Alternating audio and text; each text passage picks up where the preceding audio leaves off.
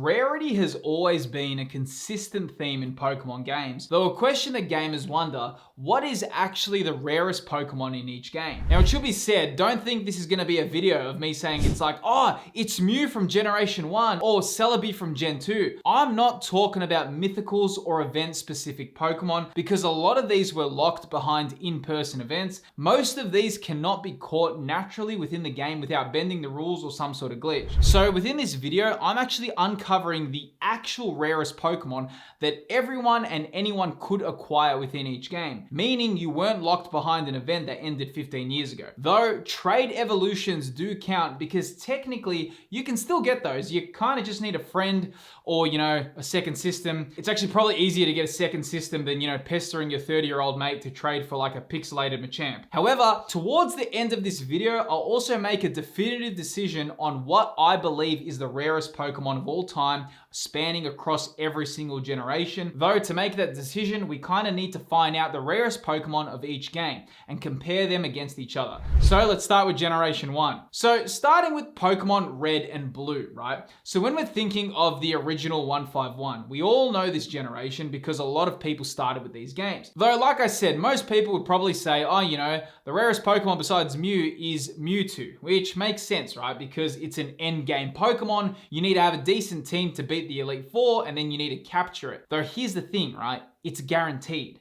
So that doesn't really require any special or tedious effort. If you make it to the end game, you're virtually guaranteed Mewtwo. Just throw your Master Ball and it's yours. So I wouldn't call this the rarest Pokemon. However, in terms of rare and challenging, this does bring us to the Safari Zone, and we're looking at none other than Tauros, though especially for the original Red and Blue games. Now catching Tauros is no joke. In order to get it, you will have need to at least got into the game to access the Safari Zone. You'll also need to deal with an encounter rate of around 1 to 4%, right? Now not only does Tauros have such a low encounter rate, but it also has a very low catch rate, meaning the chance for him to stay in the Safari Ball is already low to begin with. Now, if you already thought that's not bad enough, you even have some more hurdles. Firstly, when you enter the Safari Zone, you're only given 30 Safari Balls. If these run out, you are kicked out of the Safari Zone and you need to start again and try find Tauros once again. And if that wasn't already bad enough, Tauros can also flee. And in fact, it probably will flee as well. So not only are you dealing with something like a 4% encounter rate, but you're also dealing with a low catch rate, along with only having 30 Safari Balls to get the job done. And on top of all of this, Tauros can run away and restart the whole process. So given these obstacles, he's definitely one of the hardest Pokemon to catch in all of the generations. But definitely for Red and Blue, it tops the list. Now also, just to say, if you have been enjoying this video, this is a brand new channel that focuses on creative Pokemon content. Definitely feel free to subscribe to the channel, and I'd honestly love to have you on board the journey. The more support the channel gets, the more I can create videos like this. So it's always awesome to have new people subscribe. Now moving on to Generation 2 for Gold, Silver, and Crystal, right? So honestly, growing up, Celebi was always the Pokemon I could never get. I tried my hardest, man, because I was fixated on getting Celebi as a kid. Though living in Australia and being 7 years old, I didn't have access to any events, and one of my dreams is still owning a Celebi in my original Pokemon Gold, and maybe that could be a future video and where I try to get it, who knows. Though when looking at Generation 2, right, this was the generation when Pokemon could hold items, right? And one of the new quirky ways to evolve a Pokemon was trading a Pokemon while it was holding an item. Like as if trade evolutions weren't already annoying enough, but now you needed to farm a specific item and trade it to evolve. Now, there's a few honorable mentions for Gen 2, right? We do have the 3 roaming legendary beasts, which are definitely hard to get, but with the right strategy, they become pretty manageable. Now you've also got Heracross, which you need to headbutt trees for a 5 or 10% encounter rate. Personally, the Pokemon I feel is the hardest Pokemon to obtain in Generation 2 is none other than Kingdra. Now, to get Kingdra, you need to trade a Seadra while it holds a Dragon Scale. Now, trade Evos are already annoying enough. However, the problem with this all comes down to how you need to acquire a Dragon Scale. In Generation 2, you can't just find the Dragon Scale anywhere. The only way to get this item is to catch a wild Horsey or a wild Seadra, and these only have a 5% chance to be holding a Dragon Scale. You'd effectively need to catch a Horsey or Seadra in Whirl Islands,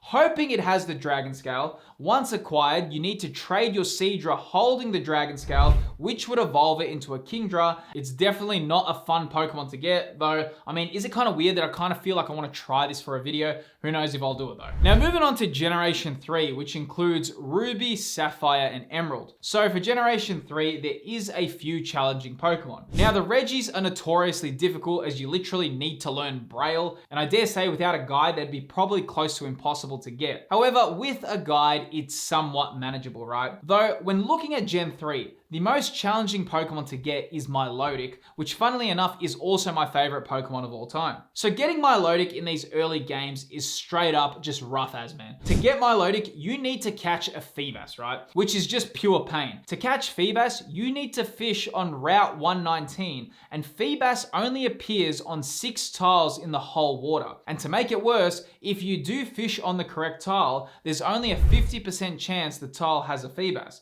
So you need to fish on every single tile a minimum of 2 times, hoping you'd encounter it. Then evolving it to Milotic is also low-key a nightmare, right? Because you need to now level up your Feebas's beauty stat, which is tedious in and that of itself, as you need to max out Feebas's beauty, right? And to do this, you need to feed it blue poffins, which have to be created by mixing the right kind of berries. And once its beauty stat is maxed, you then level up your Feebas and you'll have a Milotic in your team.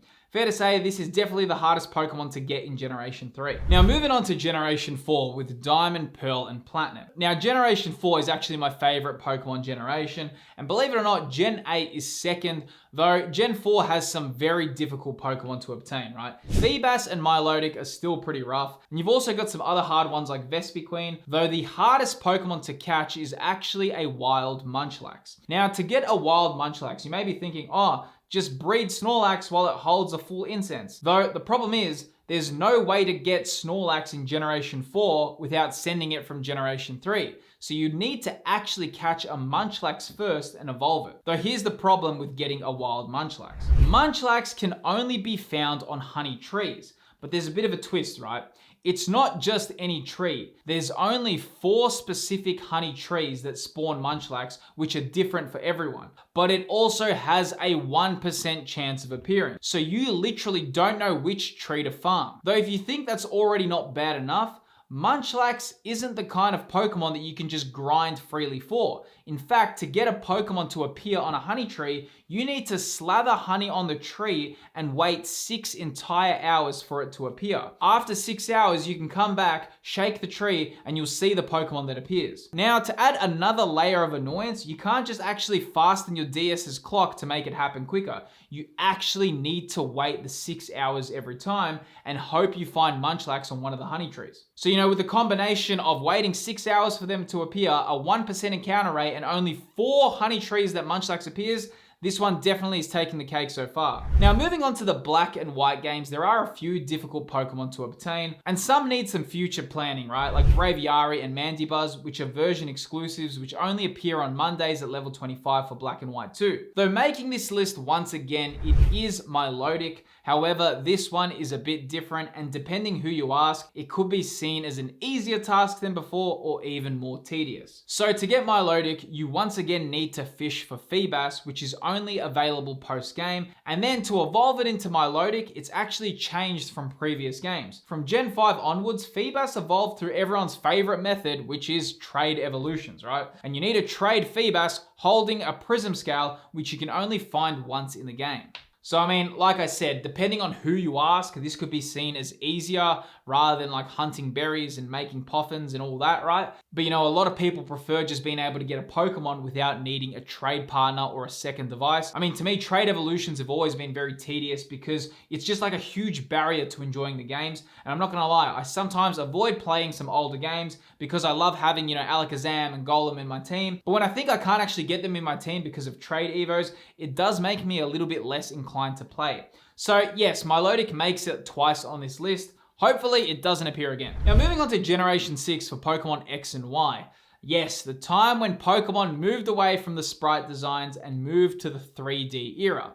Now, a lot of people say, oh, Gen 5 was the peak of Pokemon. But, as I've played every game, I think it's more just nostalgia goggles on, right? Because it's kind of like, right, oh, if Pokemon zigged, they should have zagged, right? Because the reality is, if Pokemon never moved on to the 3D era, people would have been complaining about that as well. So that's why I kind of always have a little bit of sympathy for Gen 6, because they did try something outside the box. Though for Generation 6, the difficulty in obtaining some quirky or challenging Pokemon becomes actually quite easier than previous games. And other than the event Pokemon, most Pokemon were pretty straightforward. However, for this list, it would be acquiring Articuno, Zapdos, or Moltres. Now, in terms for the legendary birds, these appear depending on your starter choice, okay? So a different roaming bird will appear whether you choose the water, fire, or grass starter Pokemon. Though they are also roaming legendaries, right? With a very low catch rate, and they also flee. So not only can you not find them easily, but you'll need a strategy to catch them, and then to add some insult to injury, you can only get the one. So to get the others, you'd either need to trade a friend, or you'd need a secondary game to trade them. Then you'd need to restart the game, finish it again, catch another, and then repeat, which no one would do, let's be real, right? So for this reason, getting all three of these is very difficult, as you would technically need to restart the game and defeat the Elite Four 3 times, trade it to another device, restart, do it all again. Doesn't sound very much fun. Okay, so now we're on to Generation 7 Sun Moon and Ultra Sun and Ultra Moon. Now honestly, Generation 7 is where the list really starts to blur. Because with each new generation of Pokemon, right, the sheer number of Pokemon in the Pokedex grows, and with it, the challenge of picking like a definitive rarest begins getting less clear. And I feel this is where you could have a lot of people debate on the technical hardest Pokemon to get, right?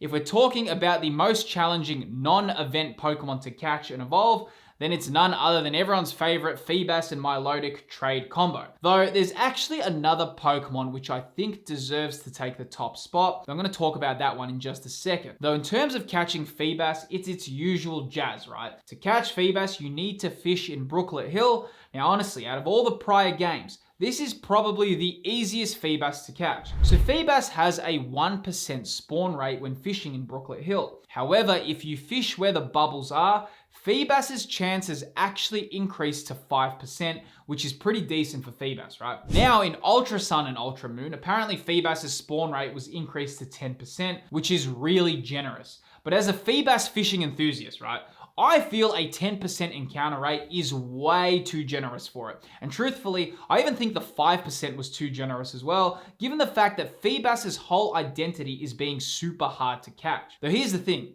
even though Feebas and trading for Milotic would be the hardest in Sun and Moon, if we want to go for the technical most challenging, it would actually be a level 9 to level 12 Salamence. So you may be thinking, wait, how does that even work? So in Sun and Moon, there is something known as SOS battles. So specifically on Route 3, there's a 1% chance to find a Bagon. Now, if you bring it to low health, there is a chance that it will call for help with an SOS battle. And if you are super lucky, the Bagon will call in a level 9 to a level 12 Salamence for assistance. So while the odds of this happening are super low, this would technically be the rarest Pokemon to catch. And I'd personally keep this Salamence at its low level because it's kind of like a trophy in and that of itself. But then again, you can find Bagon in other parts of Sun and Moon, though it's a little bit easier to find with a 10% spawn rate in other locations. Though in Route 3, that's where the magic happens. Now moving on to Generation 8 with Sword and Shield. Now this is one of my favorite games of all time, and I've actually got over 1,000 hours on my Switch. So for Generation 8, catching Regigigas is a straight up nightmare, and I personally wouldn't want to try and catch this one. So Regigigas is available in the Crown Tundra DLC, and in order to catch it,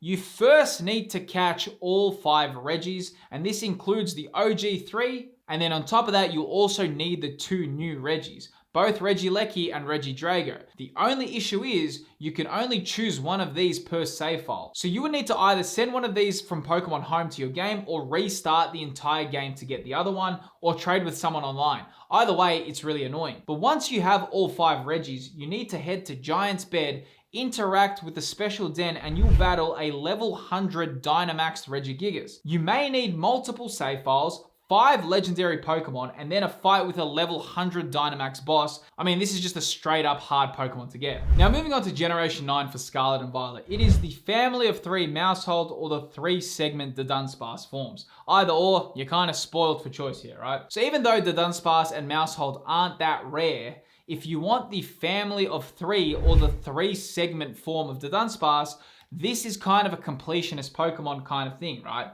You're in a tough situation to get these. So with this one, both of them only evolve via battle, though when Mousehold evolves, there's only a 1 in 100 chance for it to evolve into a family of 3, and same goes with the Dunsparce. Only a 1 in 100 chance for it to get a 3 segment form. So if you just want to get these Pokemon in your Pokedex, you won't struggle at all, but if you want their rarer forms, you're going to need to put the work in. But I suppose after all of this, right, when thinking of the ultimate hardest Pokemon to obtain and going through all of these, I kind of feel the hardest Pokemon to catch is Munchlax in Generation 4, right? Because you can't just breed a Snorlax to get it in Gen 4 without trading from Gen 3. You've got the 1% spawn rate mixed with the fact you can't cheese the time, plus the fact it only appears on 4 honey trees. It definitely looks like the hardest Pokemon to obtain through natural methods. Though honestly, making this video took so much research. However, this is the kind of content I always imagined myself making when starting a YouTube, and I actually explain why I started a new Pokemon channel within this video here. I really enjoyed making this video. If you did enjoy that, click the video that's appearing on screen and also subscribe to the channel to stay in the loop for future videos. I'll see you in the next video.